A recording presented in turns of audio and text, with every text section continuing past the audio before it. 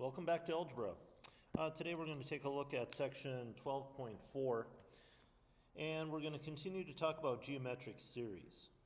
So geometric sequence is again a sequence in which the ratio of any two consecutive terms is constant, and then when we turn that from sequence to series, we're adding up some number of terms. And what we've done so far, oops, sorry about that, hit the wrong button on my screen. What we've done so far is we've looked at a formula for the sum of a geometric series that, if you look to your left, looks like S sub n, S is sum, so the sum of the first n terms is a sub 1 times 1 minus r to the n divided by 1 minus r. That's the formula you guys have used the last couple of days. Now what I haven't told you yet is that that's the formula when we have a finite number of terms. When we're looking to add up 6 terms or 11 terms or 7 terms or 14 terms, this is the formula that we use. And the key is that r can be any value you want. Actually, we have a little bit of a restriction. We don't allow r to be 1, but don't worry about that so much. Obviously, that would make the denominator equal to 0. But other than 1, we can let r be anything you want. Okay? But today what we're going to do is we're going to take a look at a different type of geometric series that are going to be called infinite. And so what I'm going to show you how to do today is how to find and add up an infinite number of numbers. Okay? And the formula, as you can see over to the right, is going to be S for sum. So the sum of an infinite number of numbers is going to be equal to a sub 1 divided by 1 minus r. Essentially what happens, guys, if I choose red here, is what's inside the parentheses becomes 0. Oops, sorry, gosh darn it, that's a typo. What's inside the parentheses just becomes the number 1, sorry about that, becomes the number 1. And so that up top, a sub 1 times 1 is just a sub 1. All right? But there's a little bit of a catch. There's a condition. That's only going to be true if the absolute value of r is less than 1. So when we look for the common ratio, the absolute value, remember absolute value means we're just going to take the positive of whatever r is, it has to be less than 1. If r is greater than 1, we can't find an infinite geometric series. But if the absolute value of r is less than 1, then we actually can. Okay? So pause this video, please, to make sure you get the second formula down. You already have the first one. But make sure you get the formula for an infinite geometric series into your notebook. Okay? Now let's take a look at some examples. Here, if I were to ask you to add 16 plus 8 plus 4, that's a terrible looking 4, make that a little nicer, plus 2 plus dot, dot, dot. And so the dot, dot, dot means that this continues indefinitely, forever. Forever. So it's going to be an infinite geometric series. Now the question you always have to ask yourself is, what's the value for r? Remember, we find r by taking any one of the terms and dividing by the one that comes before it. So 2 divided by 4, or 4 divided by 8, or 8 divided by 16. Any of those, when you reduce, will get 1/2. Question, is 1/2 less than 1? Well, of course it is. So therefore we can find the infinite series. And what did the formula say? Take the first term, so the first term is 16, and divide by 1 minus the common ratio. The common ratio was 1/2. And when you guys do that math, 1 minus 1/2 is 1/2, and 16 divided by 1/2 is 32. What we're saying is the infinite sum is 32. Okay? And you might think, well, can I really add up an infinite number of numbers? And the answer is we can when the value of r, or at least the absolute value of r, is less than 1. Okay? Alrighty. And if you actually think about writing out a few more terms, let me switch to red so I can write in a few more. If I were to have written in a few more terms like 1, 1/2, 1/4, 1/8, and I actually started to do the addition. Let me use my laser pointer. If I actually start to add these together, 16 plus 8 is 24, plus 4 more is 28, plus 2 more is 30, plus 1 more is 31, plus a half is 31 and a half, plus a quarter would be 31 and 3/4, plus another eighth would be 31 and 7/8. And what the heck, I'll just put in one more here just for fun. In fact, I'll put in 2 more just for fun. Now, if I add the next number, I add another 16th, then I'd be at 31 and 15/16. If I add a 1/32, I'd then be at 31 and 31/32. And if I do that infinitely far, if I keep that pattern going infinitely far, what we say in calculus is that that's then going to be equal to 32. But again, it only can work when the absolute value of r is less than 1. So that's the first thing we've got to ask on any of these questions is what is the value for r? Is it less than 1? Okay, so here's another one. 2 plus 2/3 plus 2/9 plus 2/27 plus ... The ... again means it goes on forever. So can we calculate the infinite series? Well, what's r? We take any one of the terms and divide by the one that comes before it, and feel free to use your calculators just to make sure. But the value for r is is 1/3. And the question then, is that less than 1? Yes. So if it's less than 1, we can find the infinite series. We take the first term, there it is, and divide by 1 minus the common ratio. Okay, so 1 minus 1/3 is 2/3. And when we do the division, 2 divided by 2/3, what we'll get as a result is 3. So the infinite series is then going to be equal to 3. Okay, but when we try to do this next problem, excuse me, we run into a problem. Doesn't look much different. 4, 6, 9, 27 halves, and so on. It goes on forever, which means it's infinitely big. But when we find the r value this time by taking any one of the terms and dividing by the one that comes before it, 27 halves divided by 9, that's probably a tough one to do in your head, but 9 divided by 6 or 6 divided by 4 is pretty easy. Those are equal to 3 halves. And is that question, is that less than 1? No, it's not. 3 halves is not less than 1. Therefore, we cannot find the infinite series. Can't do it because the value for r is not less than 1. Okay? And then we can also rewrite the problems in sigma or summation notation. And just a quick reminder, how do I know that's going to be geometric? It's geometric anytime there's a variable in the exponent. And also remember that whatever number has the variable in the exponent is the ratio. So that means the 1/4 is the common ratio. And while we're at it, is that less than 1? Yes. So therefore, we can find the infinite series. All right, and what's that going to be? It's going to be the first term divided by 1 minus the common ratio. Well, we've already said the common ratio is 1/4, but the problem is we don't have the first term. It's not written in front of us. So we have to find the first term by actually putting in 1 for I. So I actually have to put in 1 for I into the summation. And when I do the math, 1 minus 1 is 0. 1/4 to the 0 power is 1. And 3 times 1 is 3. So what I'll end up with then is 3 divided by 1 minus 1/4, which is 3/4. And let me help me out with the math there, guys. 3 divided by 3/4 would be exactly 4. So the infinite series would be equal to 4. Okay, let me do another one in sigma notation. Again, geometric because we have a variable in the exponent. Whatever the number base is the common ratio, so it's easy to ask the question, is that less than 1? Well, heck yeah. So we can find the infinite series by taking the first term, which we don't have in front of us, so we have to replace n with 1, so that's going to be 8 times 1/5 to the 1 minus 1 power. 1 minus 1 is 0, 1/5 to the 0 is 1, and 8 times 1 is 8. Divided by 1 minus r. So 1 minus 1/5 is 4/5. And 8 divided by 4/5 is, I think I'm doing that right in my noggin, is 10.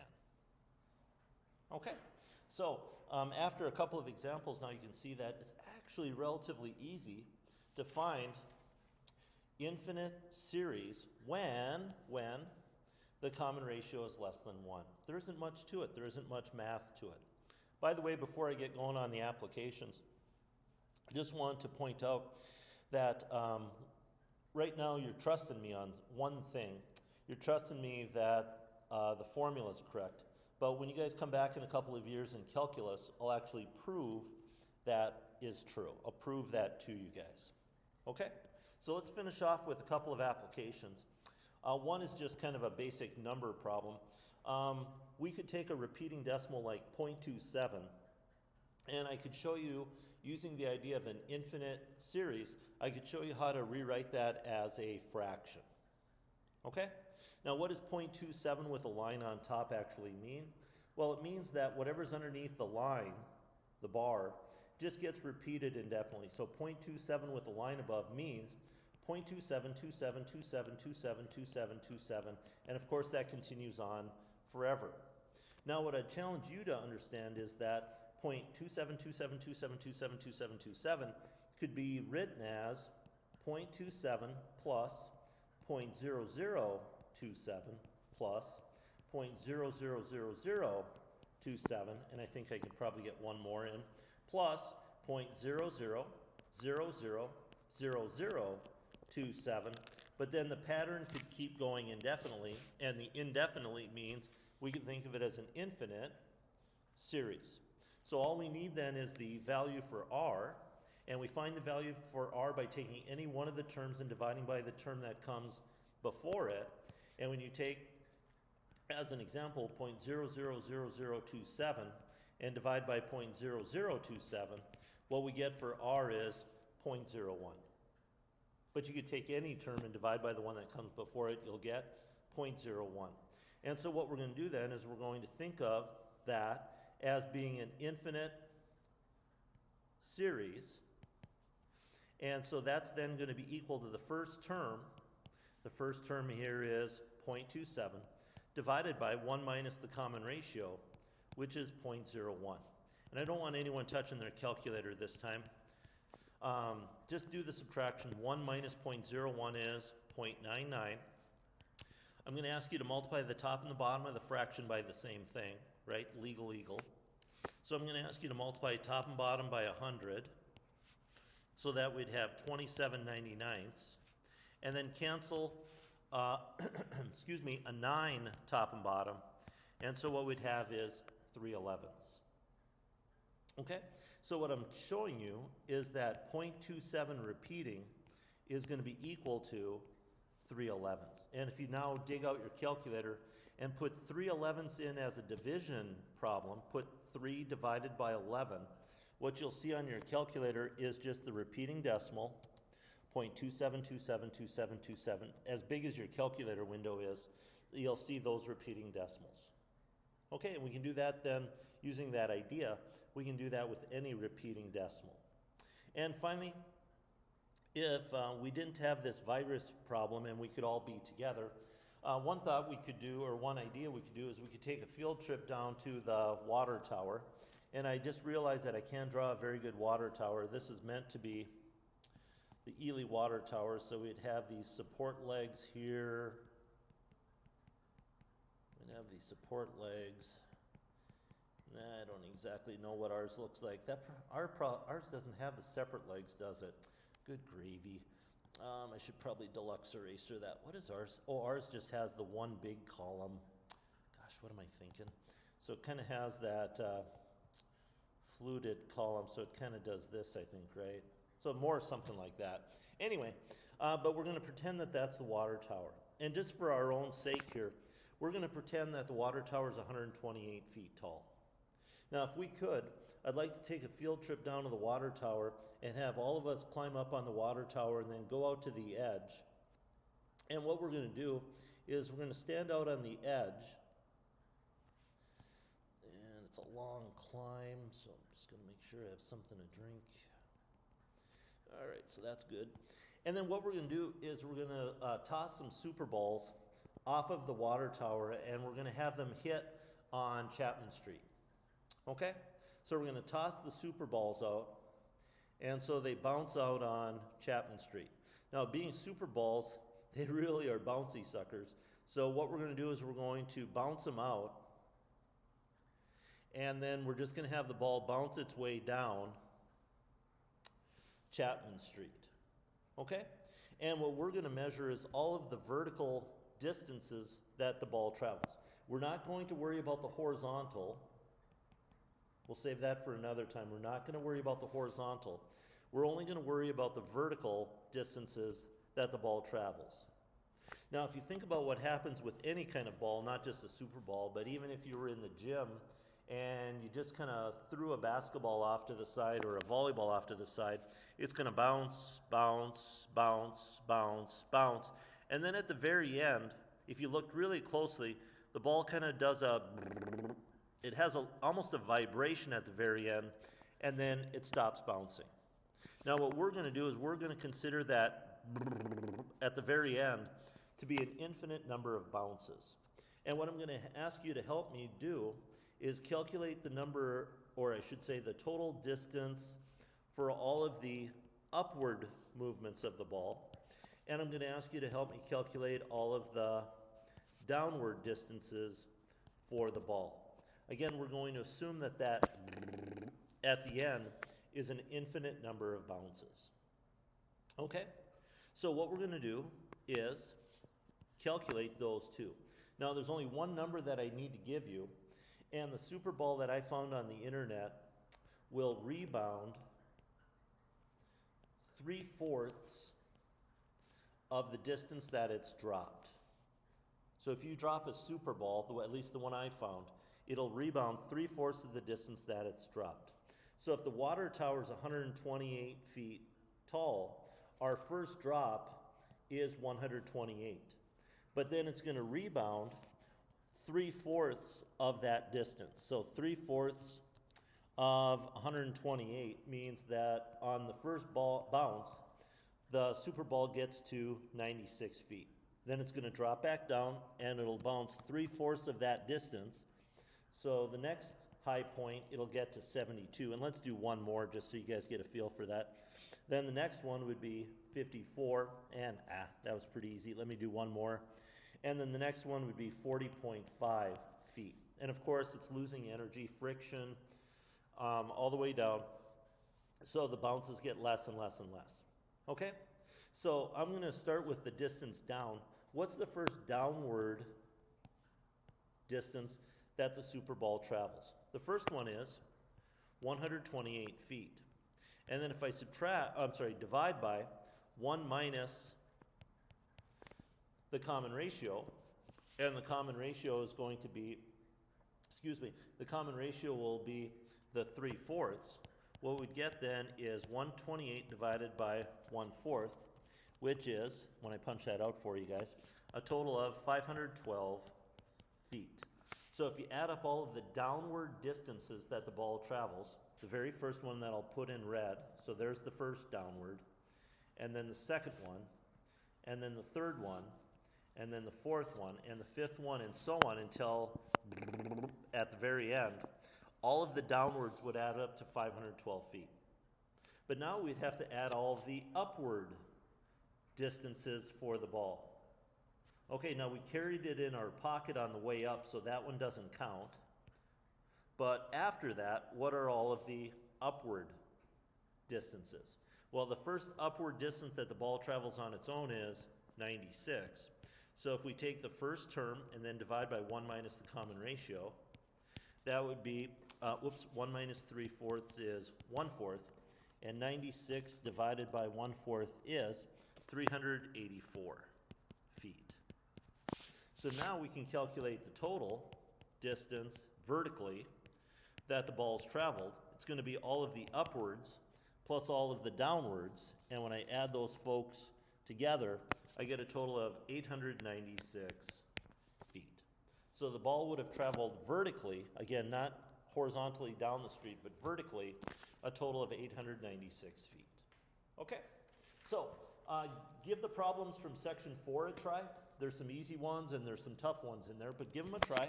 Let me know if you have any issues. Otherwise, just keep plunking away. All right, hope you're having a good time. See you soon.